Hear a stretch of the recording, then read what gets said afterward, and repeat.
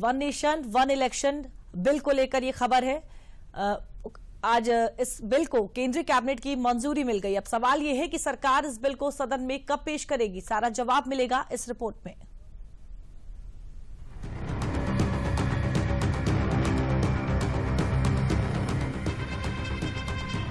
One nation one election bill को गुरुवार को केंद्रीय कैबिनेट की बैठक में मंजूरी दे दी गई है। ऐसी उम्मीद जताई जा रही है कि अब सरकार एक राष्ट्र एक चुनाव बिल को इसी सत्र में सदन के पटल पर रख सकती है। माना जा रहा है कि सरकार इस बिल पर आम सहमति बनाना चाहती है।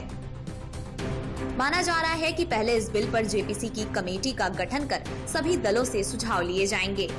फिर सरकार बिल को सदन में पेश करेगी और पास कराएगी। पूर्व राष्ट्रपति रामनाथ कोविंद के नेतृत्व में बनी कमेटी ने भी अपनी रिपोर्ट हाल में ही सौंपी है। अपनी रिपोर्ट में कोविंद कमेटी ने वन नेशन वन इलेक्शन के ढेरों फायदे गिनाए थे। रामनाथ कोविंद कमेटी के मुताबिक एक साथ चुनाव कराने से चुनावी प्रक्रिया और संसाधनों का बेहतर इस्तेमाल होगा। पैनल ने कहा कि एक राष्ट्र एक चुनाव मतदाताओं के लिए चुनावी प्रक्रिया को आसान बनाता है। कमेटी के मुताबिक वन नेशन वन इलेक्शन से इकोनॉमी में स्थिरता आएगी। लोकसभा, विधानसभाओं और पंचायतों के लिए चुनाव कराने से प्रवासी श्रमिकों के मतदान के लिए छुट्टी मांगने के कारण सप्लाई चेन और प्रोडक्शन साइकिल में डिस्टर्बेंस से बचा जा सकेगा। रामनाथ कोविंद कमेटी ने वन नेशन वन इलेक्शन को 2 चरण में करवाने की सिफारिश की है। पहले चरण में लोकसभा और विधानसभा चुनाव को एक साथ करवाया जाएगा। दूसरे चरण में लोकल बॉडी इलेक्शन चुनाव होंगे। लोकल बॉडी इलेक्शन आम चुनाव के 100 दिन बाद होंगे। सभी चुनाव के लिए एक कॉमन इलेक्टोरल रोल होगा। पूरे देश में सभी चुनाव के लिए एक ही मतदाता सूची होनी चाहिए।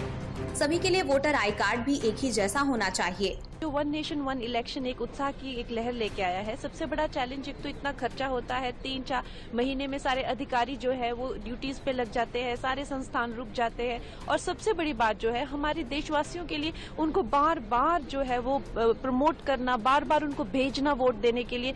हर साल जो है वोट देने वालों की जो है परसेंटेज कभी कभी किसी राज्य में आपने देखा कितना डिप कर रही है।